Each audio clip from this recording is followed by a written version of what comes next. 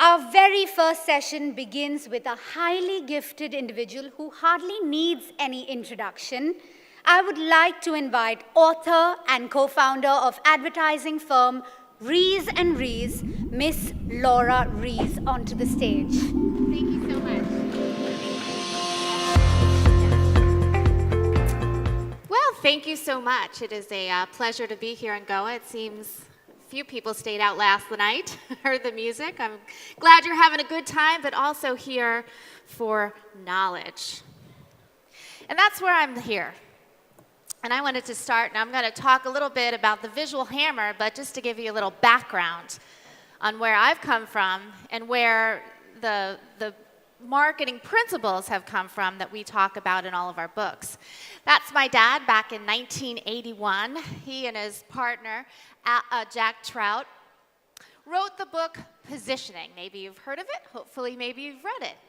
Very famous book. The Positioning book came out in 1981, and it changed advertising forever.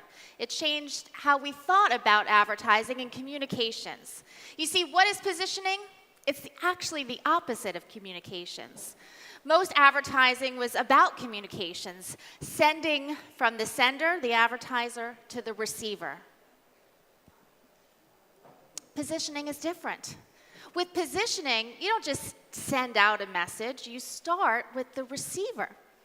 You look for an open hole, a position that you can own in the mind. That was the difference of positioning, and you then structure your message to fill that open hole in the mind. Let me give you an example. An expensive watch, that hole was filled by Rolex, the brand. Expensive cup of coffee, Starbucks. Search, we all came with the internet, and today search is a word owned by Google in most countries of the world, except for China, where it's Baidu, right?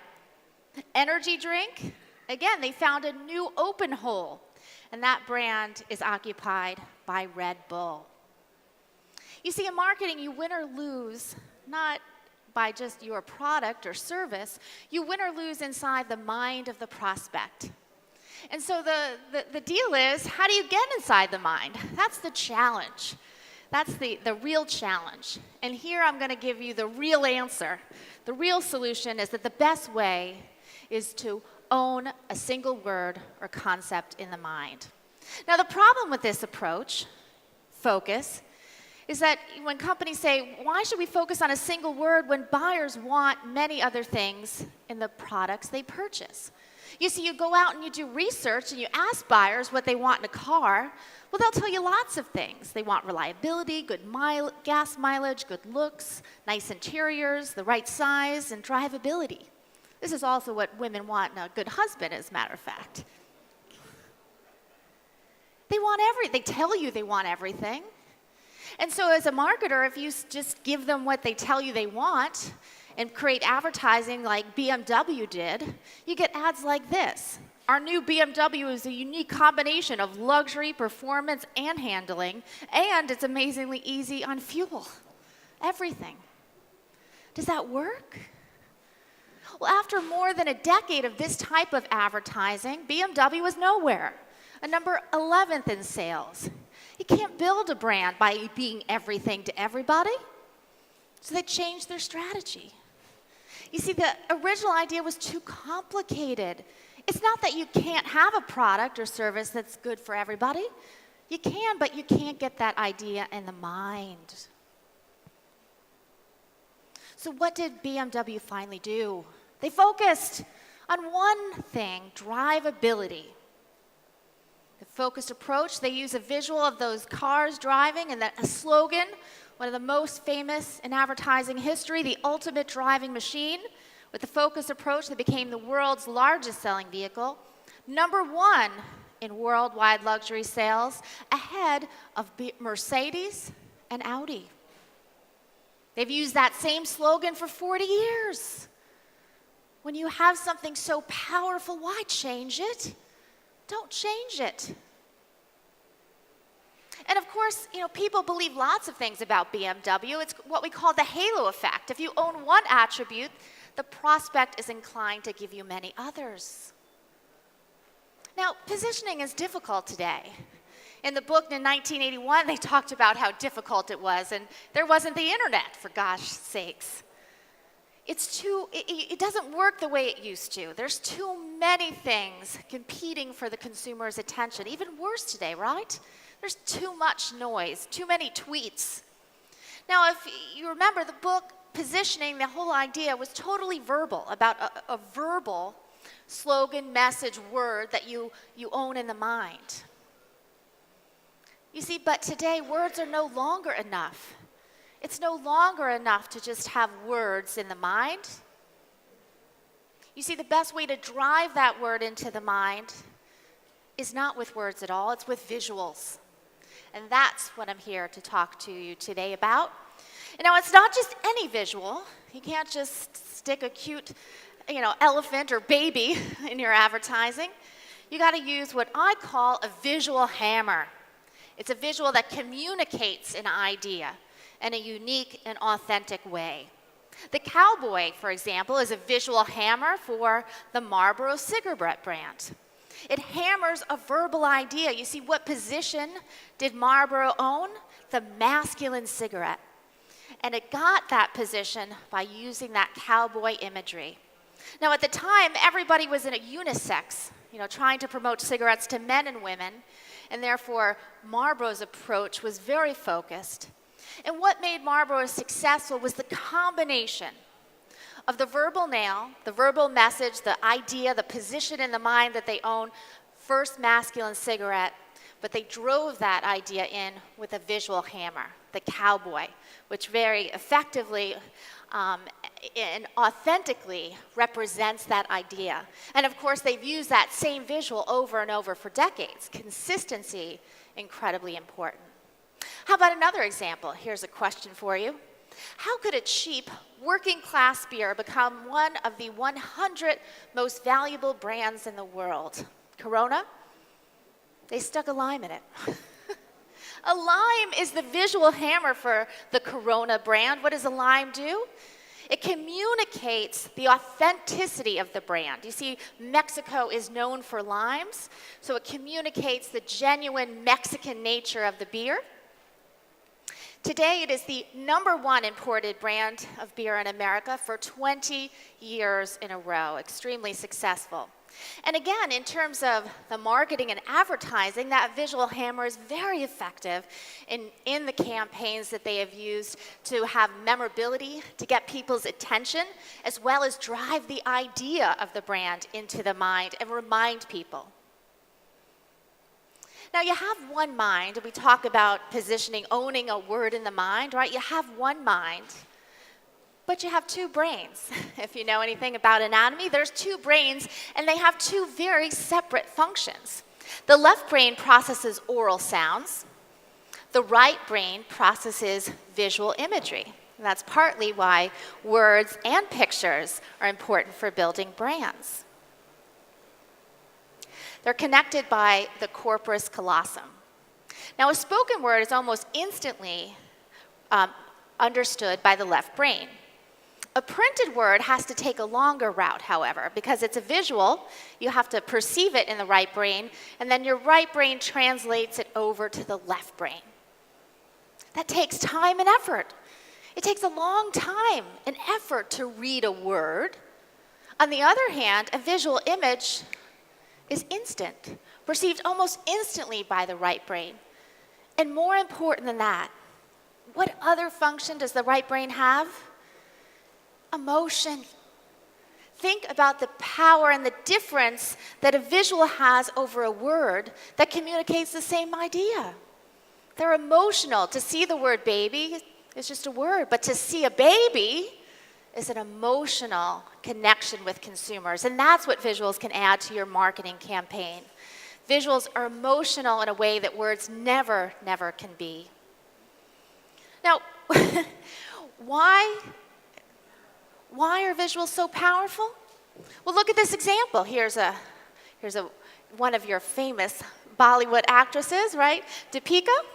Now, if you look at this, the woman with the headline, Ugly Woman, what happens? I mean, obviously it's not true, But what does your mind think? They think, oh, they put the wrong words on that picture. The visual dominates. You look first at the visual. You're impacted by the visual, and you disregard the words because they don't match the visual. The visual is that important. You never think they put the wrong picture with the words, right? It's the picture that dominates. And that's why in your marketing and advertising campaigns, you need that visual hammer to communicate and drive the idea of the brand into the mind so that you can own a position. Now, there's in the book, we have many ways and categories you can think about for finding a visual hammer. And I'm going to quickly go through and give you some examples. There's shape, color, product, package, action, founder, symbol, star, and animal. Shape. We have a mass merchandise retailer, Target. They have the red circles, right? Represents the names. The verbal nail, the position they own, is cheap chic. As Oprah likes to call it, it's Target, make it sound French. It's cheap like Walmart, but the things are a little bit more fashionable. And the visual hammer is a very effective visual on the stores for visibility. They put it on the shopping bags. They use it, of course, in the advertising. Just about everything gets that visual hammer to reinforce that brand, and it's become very successful. In fact, more profitable than Walmart, 4.3% in the last 10 years. Walmart at 3.5%. How about the domino for Domino's Pizza, right? What's the idea for Domino's? 30-minute delivery. That domino looks like a kind of a telephone number you call, right? 30 minutes or less. Very effective visual. Or the yellow rectangle for National Geographic, one of the sponsors, and we've been watching this channel every night here with my son. Now, is that, you might just say, well, it's just a yellow rectangle, but it reinforces something that is in the mind when it comes to National Geographic, the iconic cover of one of the world's most famous magazines, been around for 128 years with a very, very similar image. Number 2 is color. Using a single color is very effective in driving your brand into the mind. McDonald's has the Golden Arches, the world's largest fast food chain. You see, visibility for retail or fast food, very important. It's hard to miss a McDonald's driving down the road because of those giant yellow golden arches. You want to impress your girl? Try a blue Tiffany box.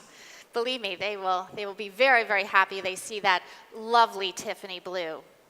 Or the best-selling Australian wine in America, Yellowtail. Actually had some here at the dinner the other night, delicious. The visual hammer, of course, the name Yellowtail reinforced on the bottle and the advertising. Now, it's going on right about now, just another golf tournament, the Masters, held at a private club. It was just another golf tournament. Today, of course, it's one of the 4 major golf tournaments in the entire world. How did they do it? I'll tell you what I think. That green jacket that the winner receives, right? When you win the Masters, that green jacket is a visual hammer for that tournament. It's great in PR. Here you see Bubba in Golf World in the green jacket. Great for advertising. Here, Rolex used the green jacket in one of its ads. Christian Louboutin, a French designer who regularly tops the Luxury Institute's most prestigious women's shoes. What made Louboutin famous? I see there are some women in the room. I'm sure they know what it is. Those red sole high heel shoes. A visual difference. Does red help the shoes work better? No. But it's a visual difference that set those shoes apart. Of course, it was great in PR, and it's great for advertising. You immediately know at a quick glance what those shoes are and what they stand for. We have the white earbuds for an iPod. That was very effective in being the opposite, right? Everyone was black. Here we had white that stood out. You knew the kid was cool because they had an iPod. Now, when it comes to color, and this is a country that loves color, I know, one is better than many. You see, multiple colors are attractive. The original Apple logo was very attractive, but it wasn't powerful and memorable the way a singular color, the white apple that they use today is. Number 3, product. Sometimes there's a visual difference in the product itself, like the unique watch band of a Rolex watch. The verbal nail, of course, is a Rolex is expensive. It was the world's first expensive watch. It's prestigious. Now, everybody copied Rolex. You might think, oh my gosh, if everyone copies me, it's not going to be good. It doesn't matter. Rolex was first. When you're first in the mind, that's the powerful position. You're the original, the real thing. And everybody else looks like an imitation. There was the small, ugly, and reliable Volkswagen Beetle, right? The opposite of all the big cars. Very powerful visual difference. It looked totally different. It still does today. And that made for very effective advertising. As a matter of fact, Advertising Age in America voted this the best ad of the 20th century. Think small. Package. Sometimes it's not the product, but the package you put it in that makes the brand unique and different, with a visual hammer. Like the Absolute bottle is a visual hammer for that brand, the advertising along with it. There's the Perrier's bottle shape. Red Bull's can size. It was a small can, right? It was 8.3 ounces. Visual difference. And it became symbolic of energy drinks. Most energy drinks are served now in those small cans. Or there's Stella Artois from Belgium, a Belgian beer. What's their visual? A great visual hammer. It's the chalice, a fancy glass to serve your wine in. And of course, they use this as well in the advertising. They say it's a chalice, not a glass. It's a classy beer you drink in a fancy glass. Number 5 is action. And this is great, especially in the world of video and television, where action is a powerful vehicle to get attention. And if you can find something that communicates an idea for your brand, like the straw in the orange. Our leading orange juice uses this visual to communicate the idea that it's not from concentrate. It's like drinking an orange with a straw. Tropicana, 32% market share with a premium brand. Or how about Dove? Dove is the leading #1 bar soap brand in America with 24% share. How did they do it? Well, they have a very good verbal nail or difference. It's 1/4 moisturizing lotion. But it's not enough to just say it. It's more powerful to show it. They show 3/4 of a bar of soap, and then they show pouring the rest with cream to make the full bar. Now, that's not how they make the soap, but that's a great visual to communicate the idea. Number 6 is founder. Many times the founder can be the visual hammer. KFC, we all know him, Colonel Sanders, the world's largest chicken chain. They use his image, the visual hammer, Colonel Sanders, the founder. It's also been great for advertising. Unfortunately, Colonel is dead, but they've resurrected him using funny comedians using the Colonel Sanders in the latest ads. The other good thing about visuals is that they go global very easily. Even in China, where the language is obviously very different, you don't need to translate a picture. The Colonel's the same. And they're the #1 fast food chain these days in China. Now, Virgin is a brand that's into everything. We talk about the danger of this type of strategy. It's this bad branding strategy. However, it's saved by its founder, who is a very powerful spokesperson for the brand. Branson will do anything to promote his businesses. Here he's showing his underwear that says stiff competition. I mean, he will do anything. He even dressed in drag and was a flight attendant on. Now, I always say, if you want to do the crazy Virgin strategy, if you'll have a CEO that can do that, then maybe you can. But there's not many CEOs that would do this. Number 7 is symbol. Sometimes there's a symbol like the Nike swoosh that becomes the visual hammer for the brand. I mean, look what Nike has done. A powerful visual hammer. It's simple, unique. It's what we also call a free hammer. There's nothing special about a swoosh. But Nike was first in a new category, and so that visual becomes identified with their leadership and their being first in that category. Another free hammer is the TriStar for Mercedes-Benz. Symbolizes, again, prestige, the first high-cost, expensive luxury car in the world. And when it comes to using symbols, simple is better.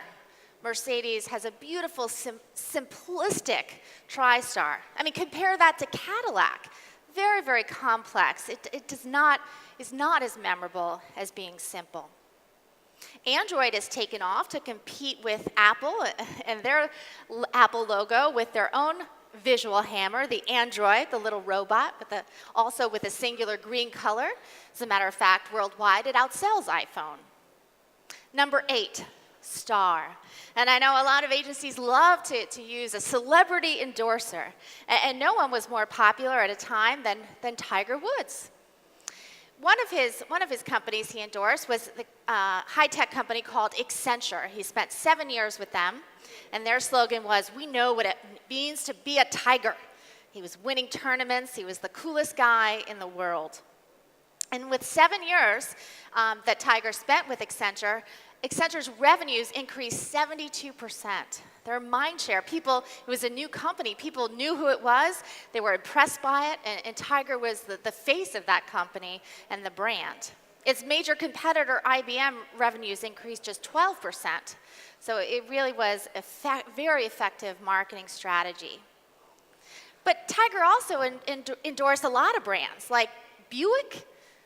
I mean, one of the important things about using a celebrity is credibility. Do you really believe that celebrity would use or likes that brand? I mean, would Tiger Woods drive a Buick?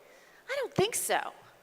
A Buick, a minivan? This is not a classy vehicle that you would see Tiger Woods, one of the richest men in the world. I mean, if any American brand made sense, it would be Cadillac, America's leading luxury brand. I mean, that would be much more believable. Although I think he probably is driving a Porsche or a Ferrari with all that money. Now, there is a problem with celebrities, because as we know in the history of Tiger, then he got into trouble. He crashed his car, his wife dumped him.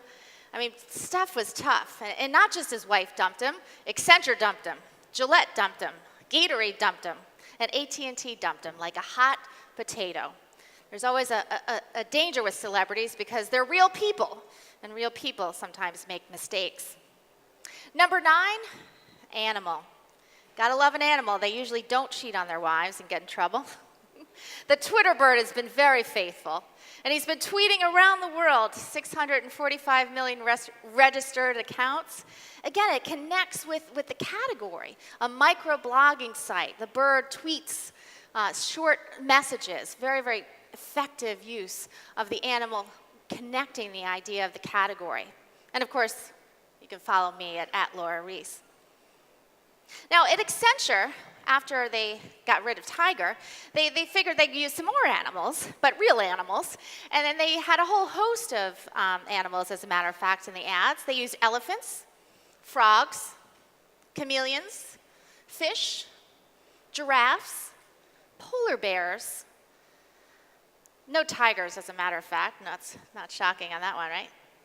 A better direction than a whole zoo of animals, which might be fun, right, and creative, is focus on one animal.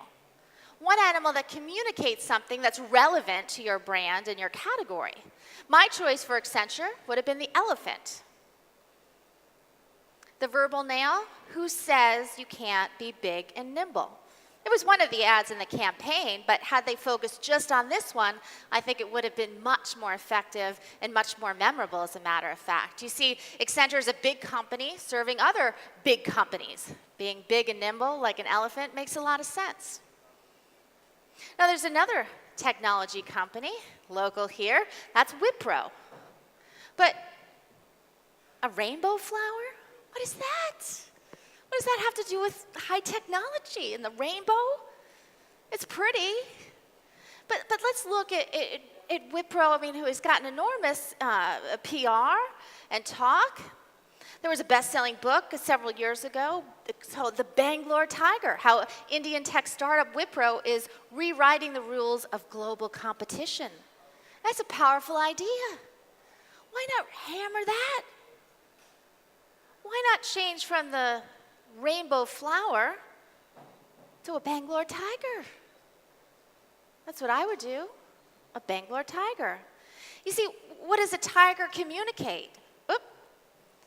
Aggressive, agile, powerful, smart, and strong. That's what you want in an IT technology company. That's why they titled the book. Sometimes the best ideas aren't one you think yourself, but ones you see out there and say, that's it. That's it. Or how about Gorilla Glue? Again, picking not just a cute animal, but something that reinforces your idea that toughest glue on planet Earth, gorilla equals tough. Or how about Ralph Lauren? Now that's a good brand, but how about when you add an animal? It's a much better brand when you add a polo pony. I mean, you see, polo is a high-end sport. You know, you got to have at least 6 ponies, and here's Prince Harry. I mean, you got to have a lot of money. And that's why polo pony is a great visual to reinforce the high-end exclusivity of the Ralph Lauren clothing line. You see, we live in a world of words. Our marketing books are mostly words. The tweets are all mostly words. Our marketing plans are words. Even a lot of advertising campaigns are words. Our meetings are words. Yet the best way into the mind is with a visual. But not any visual. You need a visual hammer to drive your verbal nail into the mind. The authentic Mexican beer, Corona with a lime. The classy beer, Stella Artois in a chalice. The masculine cigarette, Marlboro Cowboy. Pizza in 30 minutes, or it's free, Domino's. Or Wipro's Bangalore, the Bangalore IT Tiger for Wipro. Thank you very much.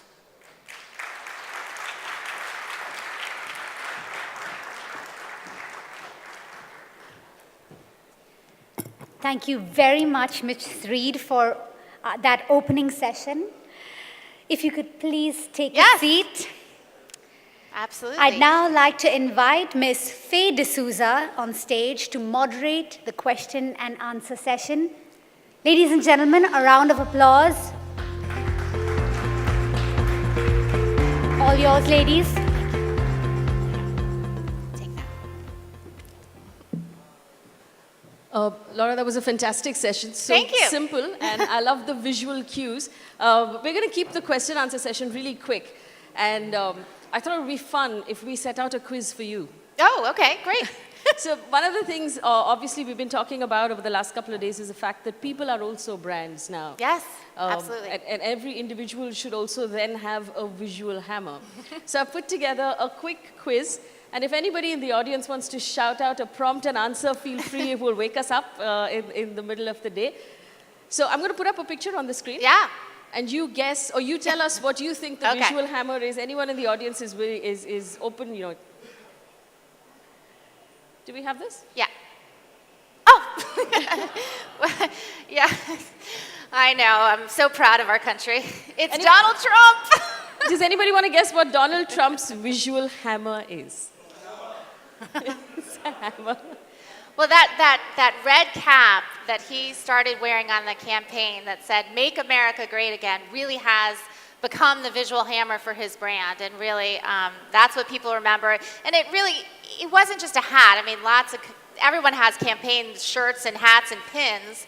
But it was a trucker hat, and he was, you know, a populist candidate. He was talking to working class Americans that felt they had been forgotten, and this really, you know, resonated with them. So do you think that the hat was very useful because it covered up the previous visual hammer, which was the hair? Yeah, that hair. Yes, that hair. He was always known for the swoosh of hair that people laughed and joked about. So yeah, it was a good combination to kind of cover that hair, but get his message out there. And he, you know, love him or hate him, he did a great job of branding. He stuck to a focused message with a focused visual and a focused slogan, and he won the election. All right. So this next one, I'll give the audience 3 seconds first, and then Laura can take a. Anyone? Are we allowed to put that up? I'm not sure we're allowed to do that. What is the visual hammer Well, here? that is another great American we're very proud of, is Kim Kardashian. And she is known for her bottom. That is her most famous body part. And again, when you have, one thing that is visually stands out, she's become very, very well known for that. And she obviously makes the most of it. Here's a cover of a magazine showing it off. This one should be. Yeah. Steve Jobs, gosh, I mean, such a brilliant guy, and one famous thing he did was he started wearing the same outfit for everything. And again, the opposite of a high-tech guy who wears a suit and you're trying to sell investors and the media, but no, he wore just a simple, the jeans and the black turtleneck all the time. And he's forever remembered for not just that, but of course the great company he built. Do you think that the brand Steve Jobs somehow managed to rise above the plain white apple? Well, I mean, the Apple is so iconic of the brand, but it's not that frequent that a CEO becomes that iconic and that famous, even though there's been a lot of great inventors and technology leaders, but he will be remembered for the ages, for the things he did, but, getting something in the memory is tricky. And so if you could have a visual cue, whether it's a body part or a hat or a simple look of dress, it is very powerful in helping that memory. Okay, just one last one, and then we move on. Right, well, the leader of India, right? Yes. Well, again, I think, the bright colors, really stand out in that, just the vest, right? Having, it's not what you wear, it's wearing that same thing over and over and over again, especially something that, says, that he's a man of the people, is very important. All right, we have questions Yes. that we've received from the audience. We'll pick 3, and then you can tell us which one's your Yes, favorite. I get to pick a winner. Okay, here's one from Anand from Rubicon. He says, what is your favorite Indian brand? Why do you like it? And what learning do you want marketers to take from this brand? Well, I haven't really spent enough time in India to know as many local brands as I would like to, and I would love to come back. I will say that the Kingfisher has been a very enjoyed brand the last few days by myself, as a matter of fact, and I've seen many of you with the Kingfishers in your hand. I like especially like the name Kingfisher. I will disagree with some of the line extension. They've gone like Budweiser and Miller and gotten into, probably too many varieties. But names are important. We go to China a lot, and their leading brand, Ting Tao. You're never going to make a global brand out of Ting Tao, or, it might sound great in Chinese. and that's the one advantage that India has, being, English speakers, is that you can pick brands that sound right in English. And that's important for global brands, that it doesn't have to be an English word, but it needs to sound right in English. All right, so here's one from Nirav Shah who says, visuals are great at grabbing attention, but is it enough to change behavior and to precipitate purchase? That's right. They are great for grabbing attention. So what you have to do is not just grab attention, but communicate an idea. And that's where the visual hammer. I mean, it's a lime in a bottle. I mean, it's shocking, but it also communicates an idea that it's an authentic Mexican beer. So, that's the tricky part. You can find something that might get people excited or remember the ad, but will they also remember the brand? That's where the difficulty is, but also the benefit. When you can nail it, you can really build a great brand. Right, and this one's from Vinay. This is the third question. How do you modify positioning in such a way when the market is so widely diversified like India, where language, religion, belief are poles apart? Well, India is very similar to America. I mean, we, a very big country. You have very much regional differences, north, south, east, west. And so, again, it's a matter of focusing on something. If you try to be everything to everybody, you come across as inauthentic. You're trying to please people. People don't believe you as being real. You're just pretending to get to get them to be your consumer. So pick something that is powerful, that's unique, that's important to you to focus on, and then make it relevant. And listen, Mexican beer wasn't necessarily important to Americans, but we fell in love with the history and authenticity of the Corona beer brand. So it can be relevant to more people, but you have to be real in one thing and be authentic in one thing, and then you can grow it from there. All right, and I suppose also in a country where languages differ so widely, visuals would then cut across everything else. Right? It's incredibly, that is such a great point, because you do have the different languages as well, the local languages in India. How visuals can cut through that. It makes the language not important if you can just communicate with the visuals.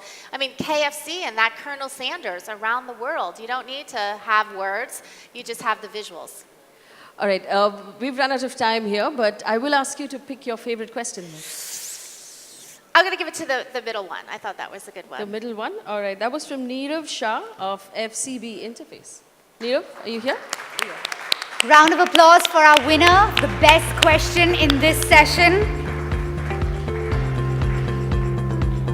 Ladies and gentlemen, Goafest 2017 is going cashless this year in support of Remonetize India. Round of applause, ladies and gentlemen, for our first winner today. This prize is sponsored by Yes Bank. Thank you, Yes Bank. Thank you.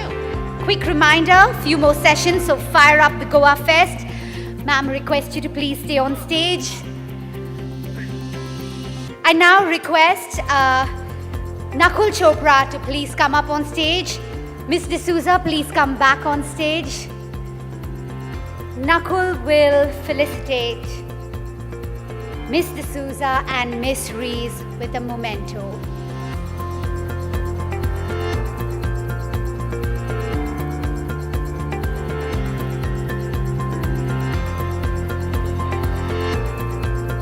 One more round of applause, ladies and gentlemen.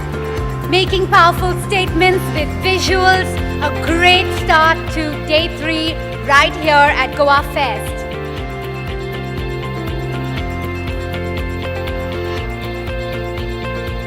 Thank you very much, Ms. Ries, Ms. D'Souza, Nakul.